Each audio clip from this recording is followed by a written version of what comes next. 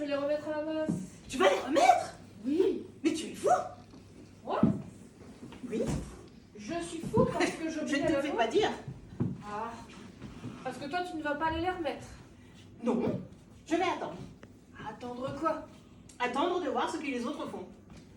Les autres feront comme moi. Ils donneront tout. Et s'il y en a qui ne veulent pas? On les forcera. Et s'ils résistent? On les battra. Et s'ils sont les plus forts? Crève. Et si je crève? Tu feras bien.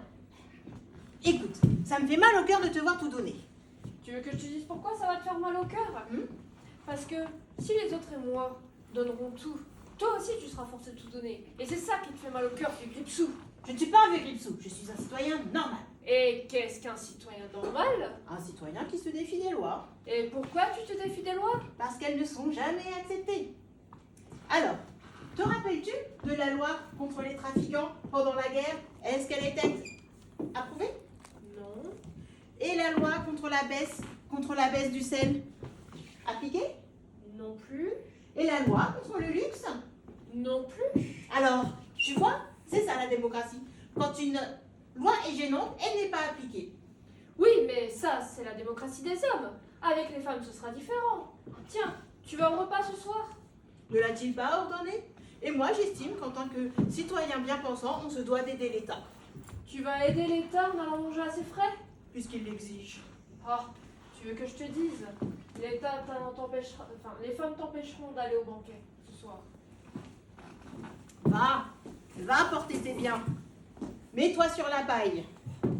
Que l'État me protège des assassins et des voleurs, bon. Qu'ils instruisent nos enfants, certes. Qu'ils proposent au peuple des jeux et des comédies, ce n'est pas bien utile, mais bon, j'y consens. Faire le sacrifice de déjeuner gratis, bon. Mais quant à donner toutes mes économies, ça, jamais. Oh, la jolie fille que voilà. Que fais-tu donc, l'ancien? Cette jeune fille est la plus belle et par conséquent, elle est à moi. Par conséquent, elle est à toi. As-tu déposé tes biens? Ah ah, je te l'avais bien dit, l'ancien. Les femmes ont l'œil à tout. C'est bon, Pas encore. nous le savions. Et si avant ce soir tu n'as pas déposé tes biens, tu te passeras de repas. En attendant, ta punition sera de laisser cette jolie fille. Ah ah, c'est ça la démocratie des femmes. Femmes et hommes d'Athènes, salut. Salut! Que nous veux-tu, mon brave, avec cette momie? C'est le sycophante, je vous le rapporte. Sycophante, tu nous le rends, mais pourquoi? Écoutez-moi tout d'abord, en arrivant à Sparte, cette momie a eu beaucoup de succès. Et le peuple s'est précipité pour la voir et tous de rire de me donner de l'argent. Et ceux-ci m'ont supplié d'enlever le vaillon pour voir si le son correspondait à l'apparence. À malheur l'avais-je fait, le sycophante sème le désordre, la suspicion nous dresse les uns contre les autres. Et les dieux seuls savent ce qui se serait passé quand l'un de nous songe à le bâillonner. Donc les esprits se baissent, tout se calme, et nous nous regardons stupéfaits, et tous alors me prient de ramener le sycophante dans l'intérêt même de la patrie. Les femmes, qu'allons-nous en faire maintenant? J'ai bien une petite idée. On pourrait le piler dans un mortier pour en faire de la sauce piquante. Tu t'empoisonnerais.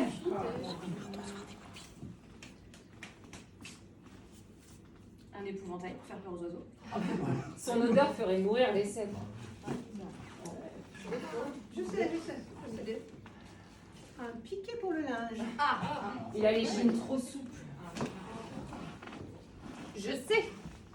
Un loup-garou pour nos enfants. Rien qu'à le voir, il deviendrait idiot. Ah, qui est donc difficile de trouver un usage à un politicien. Et sans compter ce qui va coûter à l'État pour le nourrir, hein, parce que c'est bien connu. Un politicien, ça dévore. Ben oui. Dis-moi, mon brave, lui as-tu donné à manger pendant le voyage? Non point, j'aurais craint en entendant son bâillon qui persuada la moitié de mon corps de faire la guerre à l'autre. Ça c'est sûr, ça c'est sûr. Le jeune l'a peut-être calmé. Voyons voir s'il a changé de langue. Athéniens, méfiez-vous! Les femmes vous trahissent! Sparte se prépare à vous attaquer! Athéniens! Un coquin à Sparte disait que c'était Athènes qui nous attaquait. Mais peut-être que le sycophante dit vrai. Méfiez-vous de Sparte, méfiez-vous! N'ai-je jamais, toujours durant ma vie, défendu les intérêts de la cité? Oui, certes, quand il coïncidait avec les tiens. Menteuse, je te dénonce comme menteuse! Je dénonce les femmes comme menteuses! Écoute-les épaule? Je dénonce les femmes comme traîtres. Non, tu ne diras plus rien. Nous autres femmes savons reconnaître un mensonge. Mais les hommes sont tellement plus crédules. Quant à toi, si tu parles à nouveau, je te bâillonne à ton tour. Je proteste, Vous voyez le danger que fait courir le sycophante à la cité? je dénonce les femmes comme traîtres. Bon, nous allons te donner une grosse somme. Bien. Mais en échange, tu vas nous rendre un service. Charge le sycophante sur tes épaules et emmène-le chez les Perses. Je dénonce cet exil comme illégal. Bon, rends-toi sur l'agora et nous te donnerons à manger avant le voyage. Mais si je le donne aux Perses, il les excitera contre nous. Ah, mais qu'est-ce que cela fait? Les Perses n'entendent pas notre langue. Ah, femme, comme tu es intelligente, je n'avais pas pensé à cela. Bon, va chercher ce qu'il faut pour manger et puis paf. Et à lui? Mais lui, rien. Je vous dénonce comme ma femme. Tu raconteras ça aux Perses. Je vous dénonce. Je vous dénonce. Je vous dénonce.